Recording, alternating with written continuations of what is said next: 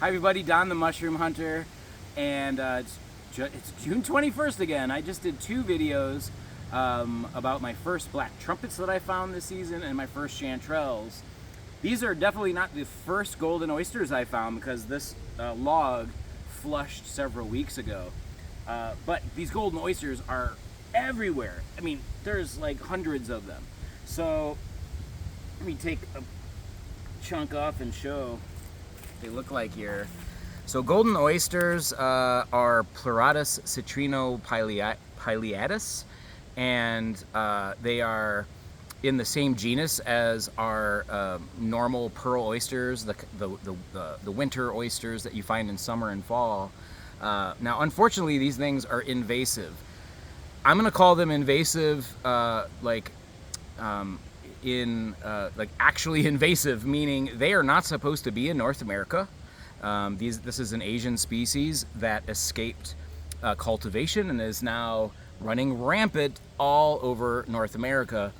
So they're not supposed to be here. They're taking up the habitat or the food, the logs that our native oysters and other mushrooms should be growing on. So pretty much the definition of invasive. But the good thing is they're delicious. So golden oysters are have the classic oyster shape as far as kind of the cap, the stem. They have gills that run down the stem. They are growing in clusters, you know, like our native oysters, like most oyster mushrooms. The tops are going to be yellow, pretty yellowish. They tend to fade as they get a little older. The undersides should be bright white when they're fresh. But again, these things are everywhere. Oh, they're so fragrant.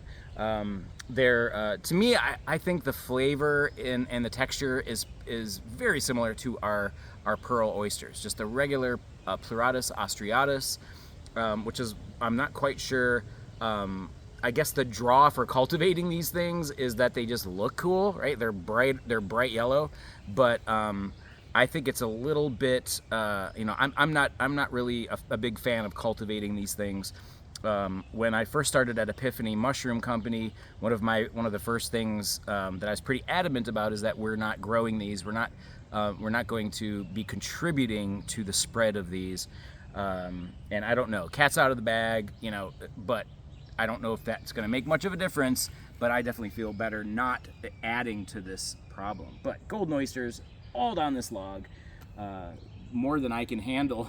Basically, I'm not sure what to do with all these. We'll probably dehydrate some. I might cook some up and then freeze them. That's a really good way of preserving almost every mushroom. Cook it either all the way or halfway and then freeze it. And then when you thaw it, the texture is going to be almost exactly the same as when it was fresh or cooked that way. So you basically take it right out of the freezer, throw it in any kind of stir fry and pasta and soups, and you're good to go. But anyway, yeah, a lot of preservation to do with these mushrooms, but really looking forward to this harvest.